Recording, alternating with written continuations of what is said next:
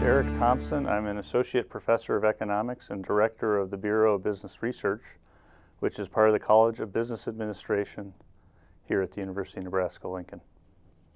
Well, the Bureau of Business Research does a couple things. In the first place, it's designed to provide information and analysis about the Nebraska economy and what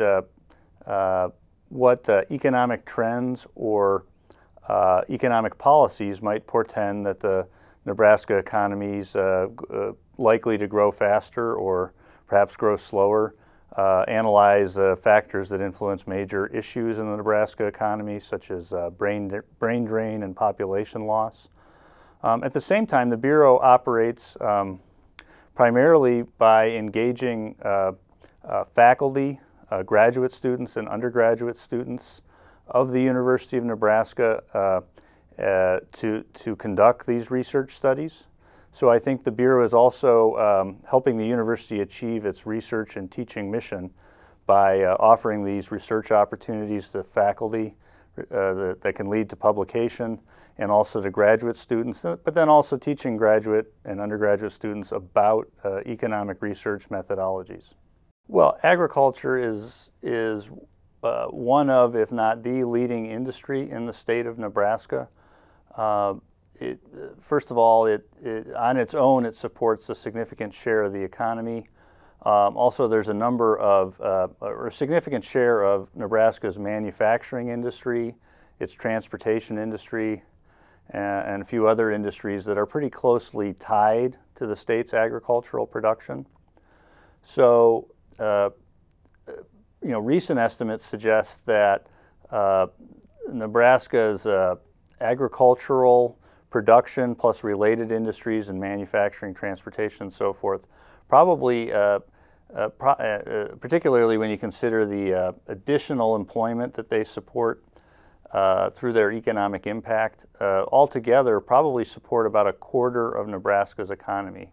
So it really is a critical industry for Nebraska, along with insurance, along with manufacturing and transportation, that's really quite key to our economy. I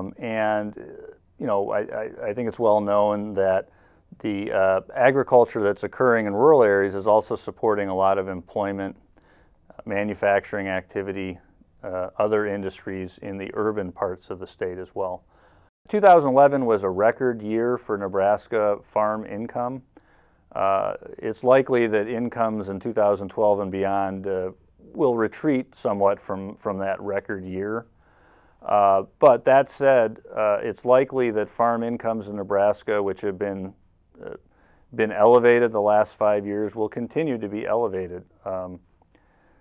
With the strong growing middle class in a lot of the large developing nations like China, India, Indonesia, Brazil, and so forth, it's likely a demand for food products, soy products, in particular meat products, is going to grow quite robustly, and Nebraska agriculture is likely to be benefiting from that over the next, certainly next few years, or perhaps even the next decade.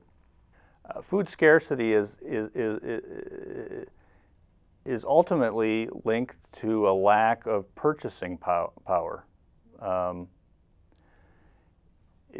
If economies were able, if more economies around the world were able to go on a path of sustained, solid economic growth that increased the purchasing power of households in those economies, then households, families throughout the developing world would have the resources they need to purchase food.